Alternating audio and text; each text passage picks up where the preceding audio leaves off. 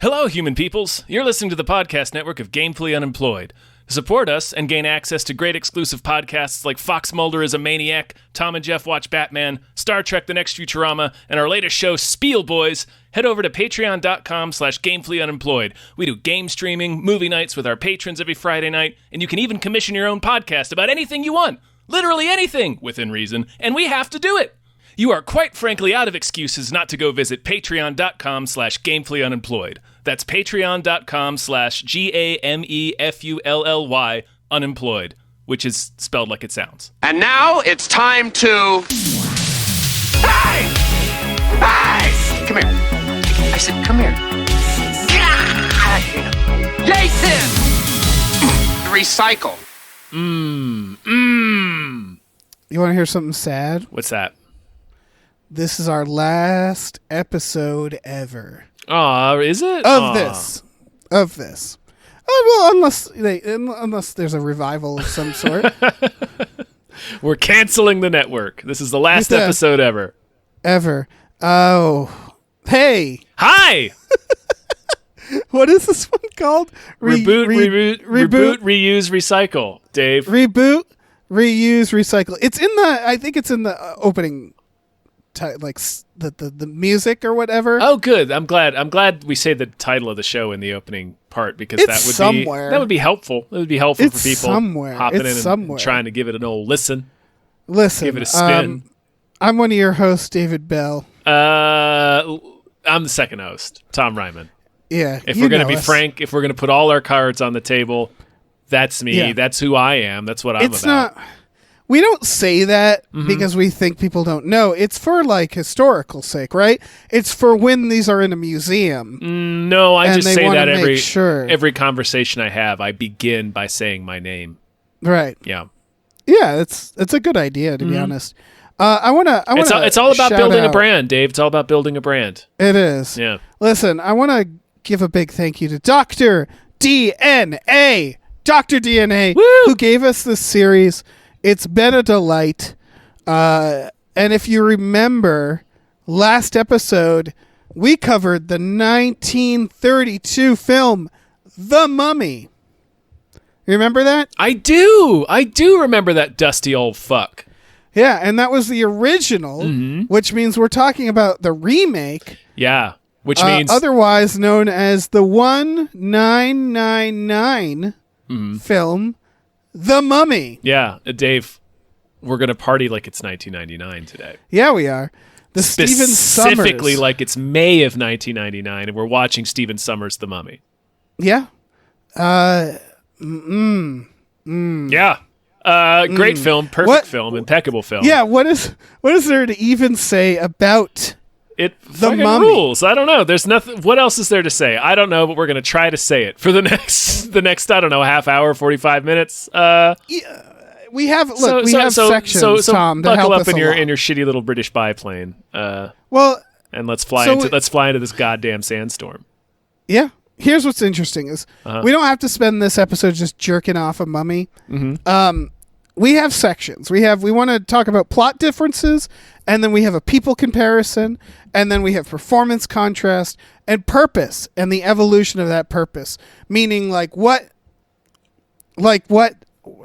was the point of this film? And then finally we get to the payoff, which is which one was better. And so I guess what I'm talking about here is that we can talk about this movie in context to the original. Because obviously, everybody fucking loves this movie. Yeah, they better. Obviously. If you're living your life correctly, then you love this movie. Yeah. And if you don't love this movie, then I'm sad for you. Yeah. Yeah. And so I guess let's start with, how is this different than the original Mummy? A film where the mummy shows up in the first 10 minutes. Well, Dave, I'm glad you asked. I mean, it's extremely different. The mummy shows up halfway into this movie. Yeah, kind of, sort of. Yeah, well, yeah, he does, yeah. Oh, the mummy is awakened at the halfway point.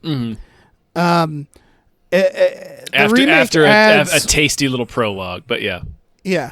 The remake, it's weird because the original Mummy, what was that, like an hour 15? It was like, it's barely feature length. Yeah, it was real. It was in and out, that Mummy. Yeah, I would say that, like, this still has a lot of those broad strokes of that Mummy. It's the same basic story, all right? It's a priest named Imhotep was cursed because of his love for Anck-su-namun, and he was trying to bring her back to life. So he gets this horrible curse that they lay on him that also has the side effect of like giving him super god demon powers, which is like, so like, why curse him? Just like cut his head off. Why curse him? Just cut his head off. Just cut his head off. It'd be so much. They curse him and then they have to spend 3,000 years guarding his cursed body. And it's like, this feels like not good revenge. Yeah. Like if the revenge you take gives you more work and gives them superpowers, don't do it. Yeah, just don't do it. Just like shove a scorpion up his dick hole. Like that's all you need to do. Don't give him a curse. Don't curse him with a curse whose side effect is to give him bitchin' ass sand demon powers. Like don't do that one. Yeah. Don't do that one. Your punishment is that you're the Sandman. Yeah. Like what the fuck? Yeah, it's not a smart move. This movie adds the Pharaoh murder stuff. Yeah. The affair to make it just like. I honestly think that was a good way of doing it because in the original Mummy, he doesn't have sand demon powers, right? And there's no one like protecting the curse. No, like in this one. No. And so like to add he's fucking the Pharaoh's wife. Not his wife. It's like his favorite mistress or something. Gross. Yeah. Extremely gross. Pharaoh. You know. Yeah. Cancel Pharaoh. Cancel that Pharaoh. The Pharaoh is problematic. Yeah. But like, so I guess what I'm getting at is that it makes more sense to give him this dumb fuck curse if it was like kind of an emotional choice where it was like he killed the Pharaoh. Everybody's very upset. Maybe in a week they were like, you know what? Now that we think about it, we shouldn't have done that. Yeah. We should just cut his head off. That's what I kept saying. Yeah, we were all worked up. Listen, we were really pissed that he used the Book of the Dead. So you cursed him with Superman powers? Yeah, I think the alternative is... Yeah, I think they clearly wanted to use it, right? Because they say it's never been used until this Right, one they were time. like scared of using it. Yeah. Like, maybe don't. So they wanted a way. Maybe don't. Yeah. Maybe they did just kind of want to see what would happen. Yeah. I think they do better with Anck-su-namun because she's like into it, right? They make her more. I mean, they're still like there's the original. She has that moment where she's like, "I don't want to die." Yeah. They make it a lot simpler, yeah. Which doesn't mean it's better because I do like that in the original. Yeah. But they make her just a bad guy who's like, "Fuck yeah, bring me alive, put me in this lady's body." They streamline it more for the audience, so they add in the Pharaoh murder. Which was dumb and unnecessary. Like you could have come up with a lie as to why your shoulder paint was smudged. Yeah, she could have said I fell. Yeah, or I got an itch. I think. Well, no. Okay, so watching it again, I do know what the problem is that it's all Imhotep's guards are also in the room. There's priests. Yeah. Yeah, so when he walks in the Pharaoh, he's like, "What the fuck are you guys doing here?" Yeah, and so that's hard to explain. Yeah, it's hard to get around. It's like I fell, and it's like, okay, and what are all these gold motherfuckers doing here? Yeah. Why are there 16 gold dusts in your foyer? Yeah. Yeah. I mean, they make him a little more explicitly villainous just to streamline things for the audience. They do. Oh, okay. So we'll get to that in the comparison of the characters, but in the plot, it's just a fucking lot. Well, they also had to give it like kind of more modern because you struggled with that a little bit on the previous episode where it was like, well, why are they so pissed at him? And it's like, well, because he committed a huge sacrilege, but it just doesn't land as well, I guess, for audiences. I'm not sure. So they give it. I think it's a good addition. Yeah, they add the additional element of, well, it's specifically the Pharaoh's lady and they murdered the Pharaoh so that they could be together. The audience is like, okay, I got it. That's why everyone was pissed at them. And then and so. He seems like confused about Evie. Like he seems to think she's her or the reincarnation. Yeah. Which they ruin in the sequel. Ruin that. because he should look at her and go, "Oh, that's the Pharaoh's daughter." Oh, we're not going to talk about The Mummy Returns, Dave. That's not what we're doing. Saying. It's not what we're The doing. Mummy Returns ruins that aspect. The Mummy Returns ruins a lot of aspects of a lot of things. And yet I enjoy that movie. It's not a good movie. But the main change, I would say, and maybe we talk about this in the later things, is that this is a fucking adventure movie. This is an Indiana Jones. I'm sure we'll hit that point a little bit harder when we talk about how successful the films are at communicating their themes. But the original 1932 Mummy is a horror movie, and this movie is an adventure film. Yeah, it's also like a very small movie, I would say. I did notice that the opening of the original Mummy, they do that thing that's shot around a model pyramid, and they kind of do an opening like that. Yes, yeah, they do. With they the just Anubis they statue. update it. Yeah, they just update it. And they do the swooping through the pyramids and stuff. They do what it feels like the original wanted to do. Yeah. You know what I mean? Mm-hmm. But yeah, it would be silly to go over every plot difference, right? Because this movie adds about 60% more plot. Yeah. Instead of it being just a very simple in these museums and stuff like that, we go to temples. We go to like all these sweeping action sequences, these big locations, these fucking plane versus sandstorm. There's a lot here. Yeah, there's still really only 2 locations though. It's still just the Hamunaptra, the city of the dead, and the pyramid where they find the mummy, and then Cairo. Yeah, I guess so. But there's a lot of desert in between there. It's funny how big this movie feels, even though there's really just 2 locations. Well, and Right. the river. Okay, there's more than that. Yeah, they do what you expect the movie Congo to do, which is they do an adventure of like, we have to get there. And then you hit the halfway point and the mummy's awake. Whereas Congo, that adventure is like most of the movie. I don't know why I'm comparing it to Congo, but you know what I mean. Yeah. Well, you get what I'm saying, Yeah. which is like they do this like journey adventure. But they know to make it only last half of the movie. And then the mummy shows up, and then we have the actual fucking mummy. But it is, like, that is weird to me in retrospect, that the movie called The Mummy only shows up at the halfway point. That's almost something modern movies wouldn't want to do. They would be like, no. And I mean, we know this for a fact because they made another Mummy, where it's like, no, it's got to come out in the first act, right? Like, yeah. So this movie actually is like... It's slower paced than you'd expect. Yeah, I would say. Yeah, probably. Yeah. And so the Mummy itself, the powers are different. I do kind of like the original Mummy's powers. Giving people strokes from afar. I get why they can't do this in this movie because it speaks to the film's intent.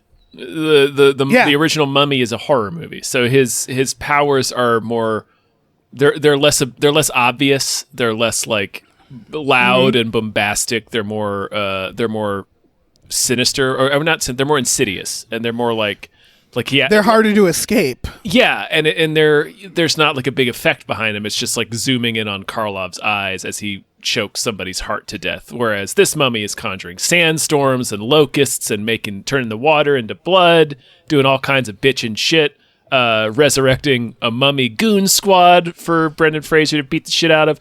And that's because this movie is an action adventure movie. It's an Indiana Jones clone. So that's the characterization of the mummy and his powers both speak directly to the intent of the 2 different films. Yeah, I want to move us into the people comparison. While we can still talk about the plot, because I do want to talk about the big thing is, of course, Boris Karloff. He is not in this movie. No. On account of he was dead. Arnold Vosloo is the mummy's name in this film. What a big shoes to fill. But then you watch this movie and you realize why it doesn't matter.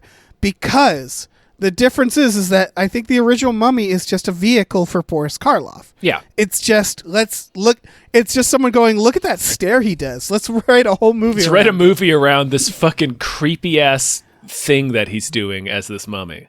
Right. Whereas in this, the mummy character feels like just some guy. Like he's just some guy who wants to get his girlfriend back. Who's just doing a bunch of stupid magic that he doesn't seem to fully understand. And it's really an ensemble. Like that's the difference. It very much is an ensemble. And that was striking to me to revisit it this time, even though this is a movie I've seen a whole lot. Right. It's always surprising to realize how, like, because you think of this as a Brendan Fraser movie, but like it's still very much an ensemble. Like he's a big part of it. Yeah, for sure. And he came cheap at the time. Yeah, I know that they were ironically trying to get Tom Cruise, and he was like, talk to me in 15 years. And they're like, all right, all right, give me a worse movie 15 years later. Yeah, I'm gonna need a worse movie, please. Yeah. And they're like, all right, but yeah, what it is that it's very funny because the original Mummy, Boris Karloff is killing it, and everybody around him is like blah to me. Yeah. And this is the opposite. Yeah, everybody in this is like this cast, just every character just pops. You know? It's every character is an upgrade.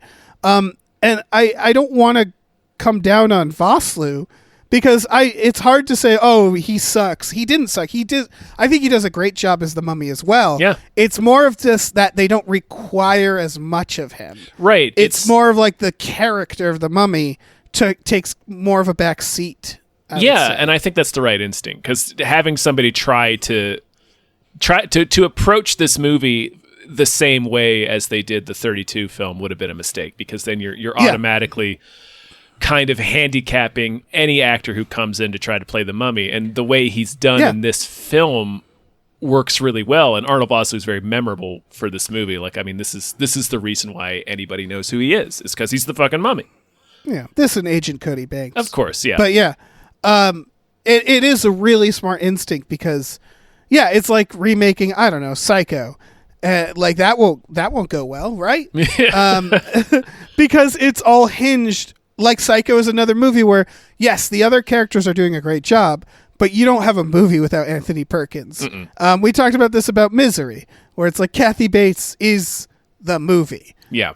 Yes, the movie would have been fine without her. People would have remembered it, but not nearly. It wouldn't be nearly as iconic. So, like, to take something like The Mummy and say we're going to remake it, yeah, you absolutely have to say, all right, we have to throw out the idea that we have to find a new Mummy. A new Karloff, yeah. Yeah. We don't need fucking Anthony Hopkins, you know? Like, we don't need to try. We just need to de-emphasize that role. Mm-hmm. And they did a really good job with that. I should note, they were trying to make this for like 20 years. Mm-hmm. And we can talk about later, like, all the other versions. There were some fucking interesting ass versions. I remember reading about this version while it was in production and reading that, like, the finale was going to involve a whole bunch of mummies. And I remember as my 10 or 11 or 12, however old I was when I was reading about the making of this film, I remember my preteen self reading that and being like, that sounds dumb. But then, like, you watch this movie, like, oh, it totally makes sense. Like, it makes sense in this as the finale to this film. But this movie, yes, that's like reading, but it is like reading about, like, oh, they're remaking Jaws and they're going to have 10 Jawses in it. It's like, well, that sounds dumb. Yeah, that sounds like a mistake. Yeah. Yeah. That's a good comparison, though, because just real quick, that's a apt comparison because the way they de-emphasize the role of the Mummy in this film is to essentially turn him into the shark from Jaws. Yes. Well, there was a draft. There was an early draft that they compared him to the Terminator. Mm-hmm. And I realized, oh, that never quite left. Because he's the Terminator. He's always coming after him. Yeah. That's a big part of the movie. He doesn't say any lines that are in English, which is an interesting choice.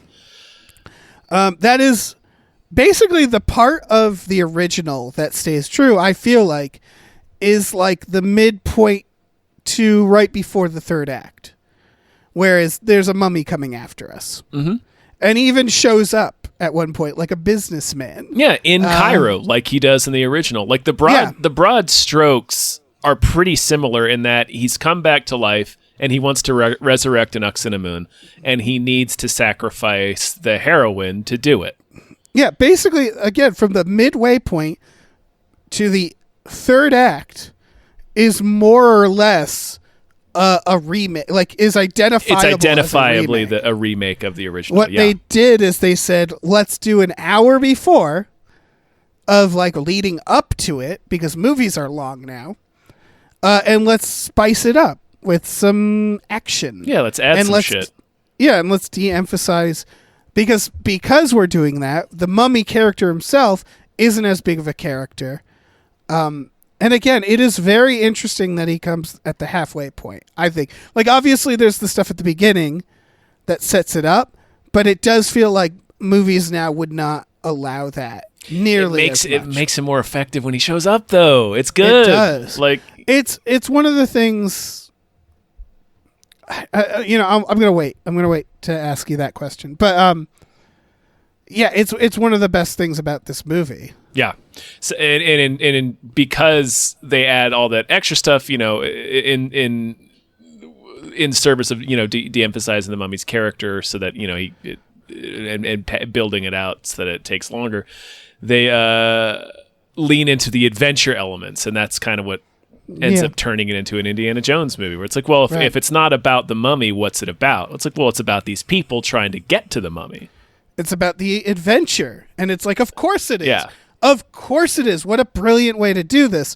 That was something I was going to mention. Yeah, you and everybody thought it was dumb, by the way, before it came out. This movie it was not hyped.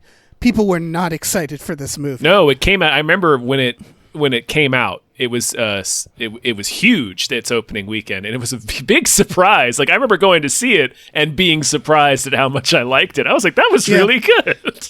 Apparently a day after the movie came out, Summers got a call from the studio that just said, "We need another." It's like, all right, fine. Guess we're doing another. Sure. Yeah. Because I think it's because when I first watched this movie, I enjoyed it, but I do remember feeling almost betrayed that it wasn't as much of a horror movie as it seemed like it was gonna be. Because in my mind, I hadn't even seen the original Mummy, but that was an old horror movie. Yeah. And so I expected a horror movie. And so it was like, oh, I kind of came for a horror movie, but this is delightful. I remember, like, I didn't really love it until the second viewing for that reason. Yeah, that makes sense. Yeah. Yeah, because I was in the mood for a horror movie at the time. I was like, ooh, we're going to go see a horror movie. And I was like, what? An adventure movie? But of course, this is a classic now. Yeah. Do we want to talk about cast specifically? The people, we didn't really talk about, like, it's not one-to-one like some of the last ones we did. Mm-hmm. Like, Brendan Fraser is definitely an upgrade from that weird, shitty dude in the original. Yeah, across the board, the cast is an upgrade. I mean, it's not one-to-one. The only one, Rachel Weisz. is kind of the same character, but not really. Not really. It's basically a whole new cast of characters. Similar, some similar archetypes, but like a completely new cast of characters. Yeah. We got fucking Kevin J. O'Connor just killing Kevin J. O'Connor as Benny, sure. Yeah. He's fucking great. Killing it. But yeah, no, none of these, the prime one is the Mummy itself. The Mummy. And like even that, it doesn't feel like it needs to be compared because it's just not the same movie. And there's a tiny reference there where when he comes to Cairo to finish sucking the soul out of the one dude, and he's wearing the little mask and his little robes, and the guy reaches out to try to like shake his hand. He's like, nope, he doesn't like to be touched. And I was like, that's the original movie. Oh, remember, because he didn't like to be touched. He didn't shake hands. Yeah, that's pretty solid. All right, I want to get into performance. Yeah. How this movie performs versus the original. I feel like it was always leading to this. I think not only is this a better movie, of course it is, yeah. And which, that was supposed to be the payoff where we compare the films, but like, it's not surprising. I think it's also a better use of mummies, because this is the thing, is that like Boris Karloff, original Mummy, definitely scared people at the time, But the concept of a mummy got silly over time since then. And I honestly think it was silly then because he's like this crusty corpse that I feel like you can take out with a good punch. And so we have this like archaeologist stuff. And I guess maybe it's because Indiana Jones happened between the old mummy and the new mummy. I'm sure that has a lot to do with it, yeah. Yeah. But like you look at the story of the mummy and you're like, of course that should be a treasure hunting adventure film. What the fuck else would it be? A horror movie? Fuck no. Like, obviously it's a treasure hunting plot.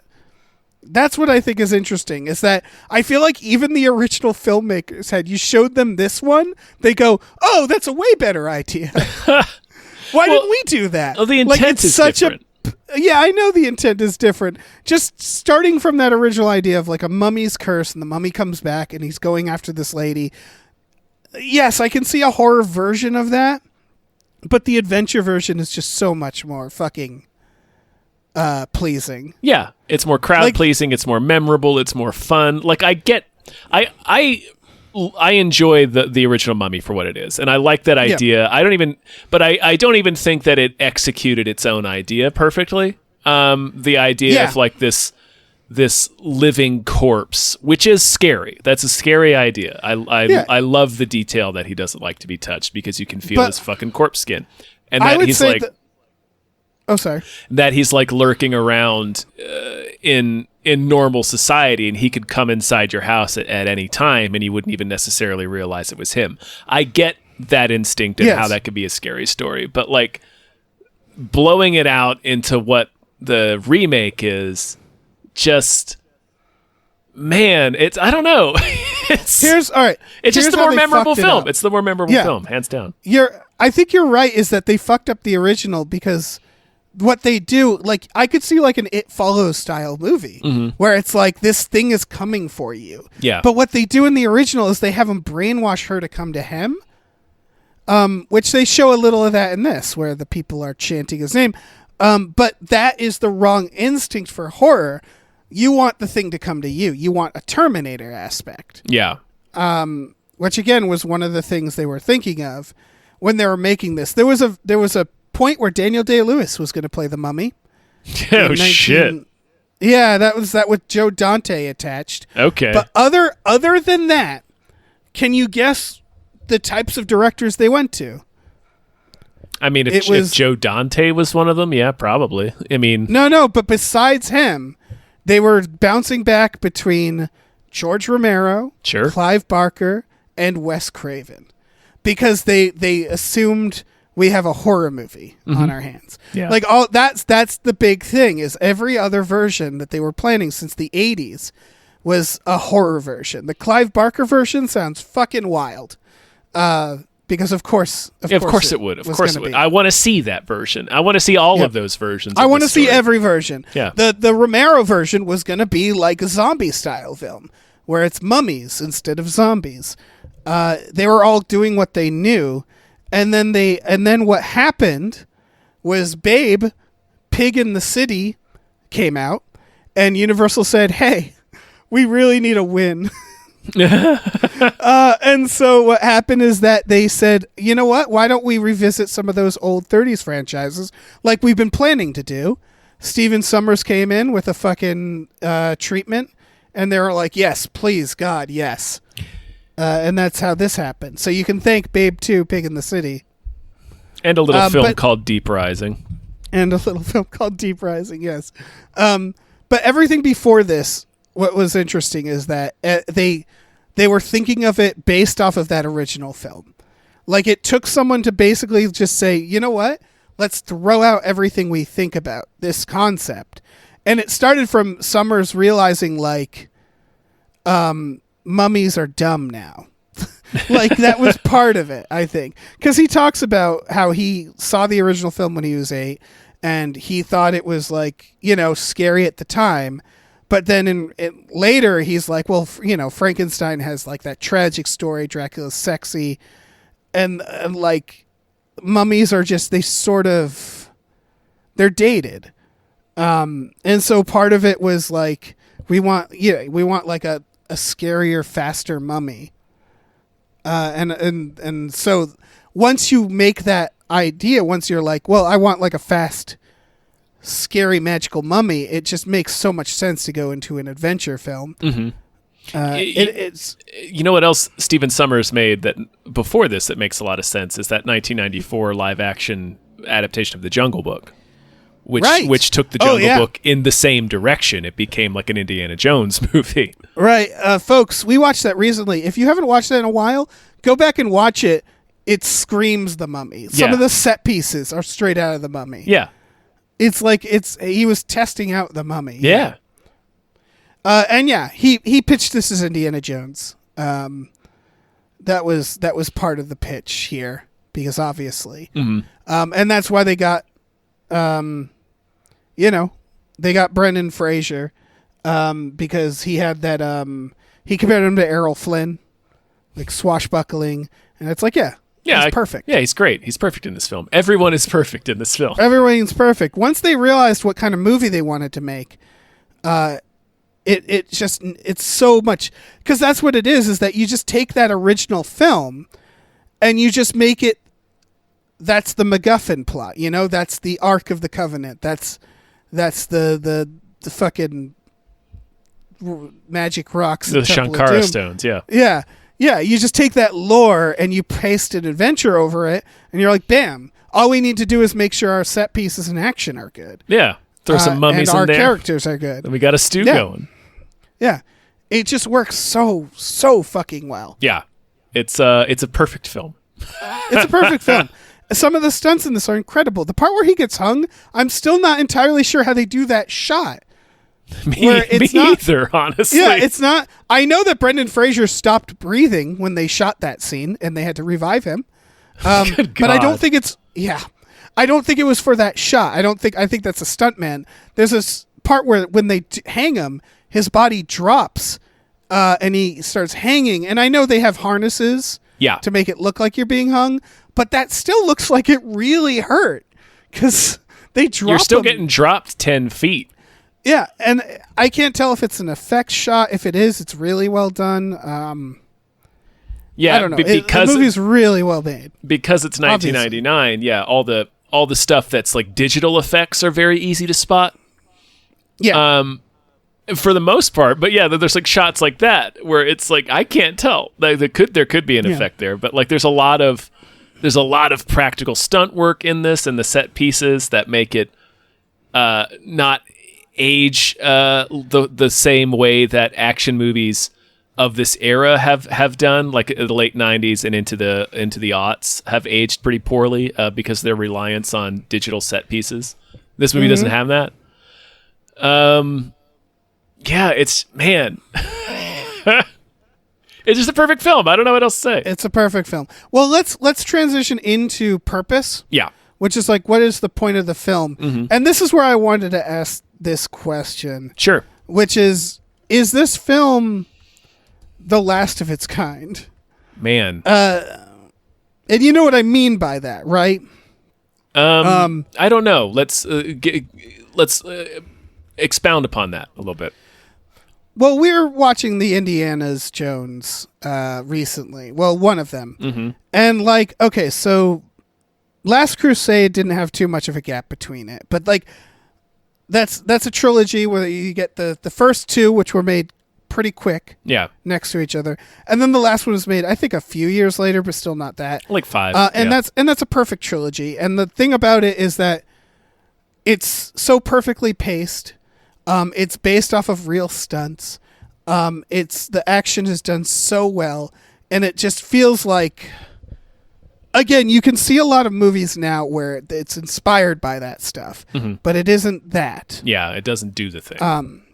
And what I find interesting about the Mummy films is that you can see in real time the sensibilities of Indiana Jones and then the sensibilities of superhero movies fade from one to the other. Yeah. This first movie is the sensibilities of that era of action. Yeah. And then you go over to The Mummy Returns, and what happened was, I'm pretty sure at least, Lord of the Rings happened. And Weta created a software that could simulate armies, You know what I mean? Yeah. And so what we're seeing is that this movie was when CGI was so early that they could do some stuff, but they weren't like going to rely on it. Yeah. And then The Mummy Returns happens, and it's these swarming armies. It is just CGI, and that's even before Lord of the Rings even came out. Yeah. Like it came out the summer before that. Yeah, and that movie still has some action sequences of that old sensibility that's paced kind of slow, that understands that it's stunt-based, but largely it's a CGI movie. And then you get to the Tomb of the Dragon Emperor, and that thing's out of its fucking mind. I never even saw that one. I'd say there's a fair amount of CGI fest. I'd say there's a fair amount of Star Wars prequel in The Mummy Returns too. Yes, because it was that switch from, and we've gotten a little back to it. We've backtracked a little bit, which is good. But when CGI first came out, there was this weird idea of like, oh, this could replace stunts. And it's like, no, it can't. Sure can't. Yeah. Like, technically speaking, it can, but Yeah. you don't want it to. No. Nobody wants it to. But I feel like we never fully got it back. No. I don't think And that's we have. what I'm getting at, is that The Mummy feels like the last of that era, where we were fully doing action stunts without any help of CGI. I mean, there's obviously CGI in this. Yeah. But it was still of that pacing. It was the idea of like the charming games that were played during action sequences. Yeah. You know, him getting shot at and she pulls him away before the other. Just the goofy scene in the library. Yeah. I don't know. I haven't seen Jungle Cruise, but Jungle Cruise is the thing that immediately comes to mind as being at least an attempt to recapture this kind of movie. Yes, but like just from looking at the trailers, it doesn't seem like that movie was shot outside. Yeah, I haven't seen it. I'm just saying that would be the most recent attempt at it. Yeah. Even the third Mummy does have some practical stunts. But you know what I'm getting at, which is that like even when we were like, okay, let's go back to it, there's still always this feeling of like it's artificial. You know, Shang-Chi has them fighting on a bus, but the surrounding bus stuff is clearly like, oh, they're on a green screen. You know, it's all CGI. Like it never feels the same way again because they're unwilling to do it unless they're making Mad Max Fury Road. Which I would say Mad Max does reflect that stuff, but even there, that has CGI in it. But again, CGI doesn't mean bad. No, and I think I would point to Mad Max as within the same. It's not exactly the same because Mad Max is not an adventure movie. That's what I was going to say. Mad Max, the problem is tone. Yeah, not the stunts are phenomenal. Yeah. It's like if he was shooting an Indiana Jones like that. Mm-hmm. It would be that idea, but that's not what Mad Max wanted to be. No. And so it's just like a shame that there aren't more Mad Maxes types films for Indiana Jones adventure genre. I wonder if it's because National Treasure, but like National Treasure is very different too. Yeah. What we're talking about, I think what we're talking about is practical stunts mixed with fun action. Mm-hmm.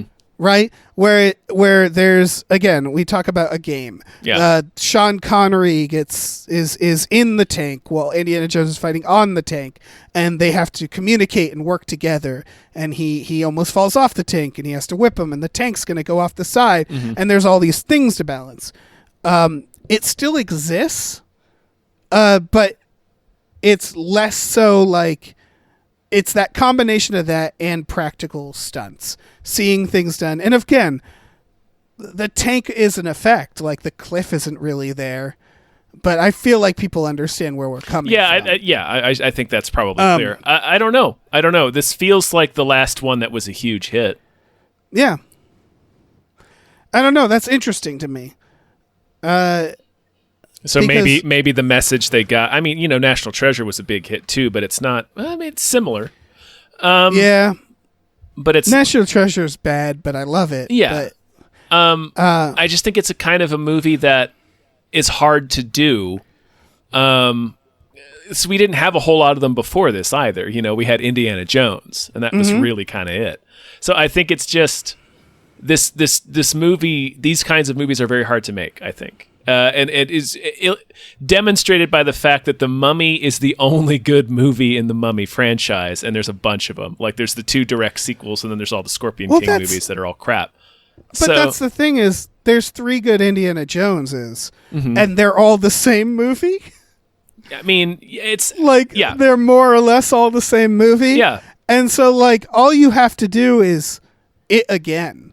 And I think one of the issues with The Mummy Returns is they should have just had a new mummy, and they do, but it's not the main mummy. You know what I mean? I still enjoy that movie, but I think a lot of it has to do with, like, that movie is, again, the thing that is associated with that movie being bad is squarely on The Rock, CGI The Rock, right? Like that stupid CGI bullshit throughout it. It's the bad CGI, it's the kid, it's the writing. It's a bad movie. And it's not and it's a bad follow-up to this film. I think I think it's one of those rare things, you know, where everything came together. Like you mentioned, they tried to make this movie for 20 years as a horror movie with these different horror directors. It's just a series of things that all had to happen in exactly the right way for this movie to come out. Right. And so I guess going back to what does this movie mean? I forget what we agreed the purpose of the original Mummy was, other than just to be a horror movie. Yeah, as a vehicle for Boris Karloff. And to, of course, like, just ignore, you know, all the white people doing terrible things. Sure, yeah. It yada yada's right over British imperialism. Yeah, and this one still does that as well. Yeah, it sure does. I guess what it is it's weird that this movie is a love letter to old films, but not The Mummy. In part it is. Like, it doesn't... I know in part, but, like, it's not the main thing it's trying to be. No, it's more like it's more like an homage in the way that Indiana Jones was, like an homage to the old adventure serials, like you mentioned, Errol Flynn, the Swashbucklers, and also the Universal horror. So the horror beats in this movie aren't bad. Yeah, it's not that the horror is bad in this; it's just that it's just not its focus. It's not its intent. Yeah, there's a couple of sequences, and that's really it. Yeah. And that's not incredible, but it's, you know, it never scared me, but it is definitely well done. It's grotesque. Sequences. Yeah, he throws some grotesqueries in there. Oh, yeah. I mean, there was a studio limit on gore, turns out. I'm sure. Yeah. There's not a lot of blood in this movie, so they get around they get around it with stuff that's like way worse than seeing a lot of blood. They did a back and forth with the studio on the what the Mummy would look like, because they didn't want it to they didn't want, like, viscera. They wanted it to be as inoffensive as they could while still being a mummy, which ultimately it's like, yeah, that's fine. Yeah, sure. It's a mostly dried out corpse anyway, so yeah, exactly. It wouldn't have, like, gore dripping from it. Yeah, in the original, it was just some guy with a just little bit fucking of dude with a little bit of wraps around him. You know, yeah, wrap some cloth around him. He's a mummy. Yeah. But yeah, like the original, this movie doesn't, like, I don't think it has any sort of grand message to it. I don't think so. It's just, you know, it's a tribute to old timey Hollywood. Right. Yeah. What I think is interesting is going back to the idea that it's the last of its kind. That accidentally gave it a more profound message in my head, as being this tribute to, like, old timey Hollywood. And fairly recent Hollywood. Like, Indiana Jones wasn't that old-timey. And then it ends up being kind of the last of that. At the end of the century, no less. Like, it comes out in 1999. So, like, even Spielberg doesn't really make this type of movie anymore. No. He definitely still, like, I would say, like, Tintin. Tintin, for sure. Yeah. The action in that does feel there's always games, it's very Indiana Jones, but again, it's over the top, it's CGI, it's cartoony, and it can, you know, it's just, that's the way it is now. Everybody is a little more superhuman now, you know, and this does feel like the last of that. Yeah, I wouldn't even put the Indiana Jones movie in 2008 in this category. No, I wouldn't. No. It has a couple of sequences that feel old school, but for the most part, You know, they did things in that movie that didn't even need to be CGI, and they did them as CGI. Yeah. And it's like, come on. Yeah, what are we doing? Yeah. Like, you're having a car chase in the jungle. You know what would be cool? If you actually did it with stuntmen, and they still didn't. And it's like, what the fuck, man? You've done harder things in previous ones. Whatever. It doesn't matter. It doesn't matter. We're not talking about that movie. Yeah. Interdimensional beings. Any other thoughts on this one? Mm-mm. I feel like this was a good one to go out on. Yeah. It doesn't have, I don't know. There's not any. I think it's of all the ones we did. What have we done? We did Amityville. We did True Grit, and I think that's it. Yeah. I would say this movie represents the biggest upgrade for the remake and that I we've think, done. yeah, and I think also the best argument for the existence of both. I think. Yes, because that's they're what's both, interesting. Yeah, they're both very different films, even though the broad strokes are the same story. The intent is different, and so therefore the filmmaking is very different. Yeah, like the True Grits was interesting because they were almost like shot for shot. Yeah, they're so close, and it was really fascinating to watch. That was a really cool one because it was like you slap the Coen brothers on that, and suddenly it's like so weirdly different. Mm-hmm. And I would argue their version is better, but they were both very good in a lot of ways. They were kind of neck and neck. Then we did Amityville Horror, which was like, well, this is mediocre. Yeah, and then they're like, oh, you have no idea how mediocre it can get. And then they made the remake and it was garbage. Yeah, just the hottest garbage. Yeah. And then this one is like, they're both very good, and yet they're both completely different. And I would argue that one is clearly way better. Yeah, the 1999 Mummy obviously is the better film in every respect, I think. But I love the 1932 Mummy. I love all the classic Universal monster movies, and there's something essential about that original one. The tone of it's so interesting. Karloff's performance is so interesting. Yeah, for sure. It's a cool little horror film. It's very small scale. This movie though is just like a fucking blast. It's a cool ass adventure movie. It's like it's got all these great set pieces. It has this very memorable ensemble cast, and everybody's killing it. It's not just the Brendan Fraser show. There's so many. Rachel Weisz is killing it. All the supporting characters are great and memorable. It's just good. Yeah, I do think it would have been cool if it had like Mr. or Dr. Jekyll show up and like give him the mission, That would have been so cool. And that would have been so cool. Open it up to like a bigger universe. I think that would have been a really strong instinct. Yeah, that's a good instinct, is to be franchise conscious. Yeah.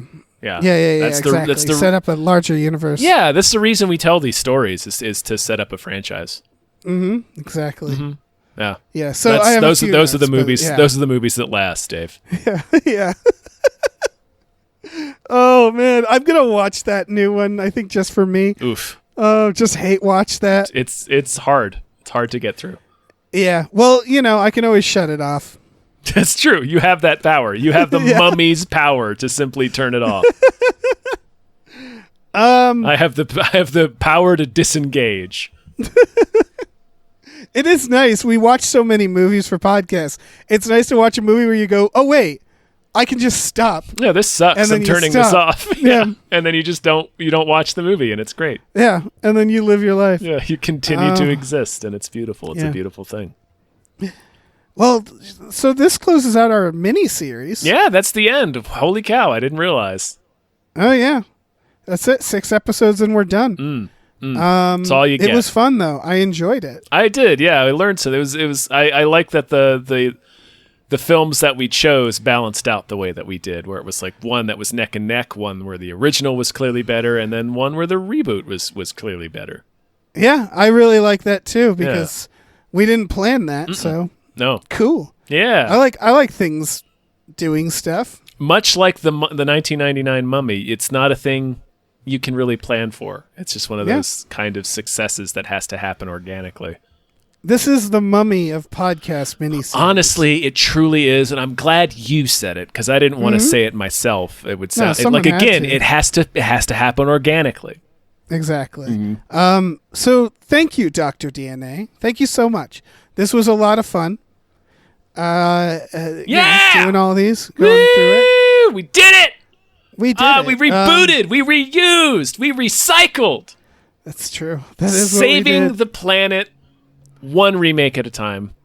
That's what we're doing. That was the grand plan. No behind film all goes to this. waste. Every film gets repurposed, Exactly. gets recycled. It's good for it's eco-friendly. Yeah, it's saving all the movie Remakes. trees. Yeah. Yeah. This was through our Patreon. If people are interested, they can go to patreon.com/gamefullyunemployed. We have some exclusive podcasts on there for just $5 a month. You can listen to Tom and Jeff Watch Batman, Fox Mulder is a Maniac, Star Trek The Next Futurama, and Spiel Boys, which you guys will no doubt cover. One of those Indiana Jones is on that. Well, probably at least one of them we're going to talk about, yeah. At least one. At least one.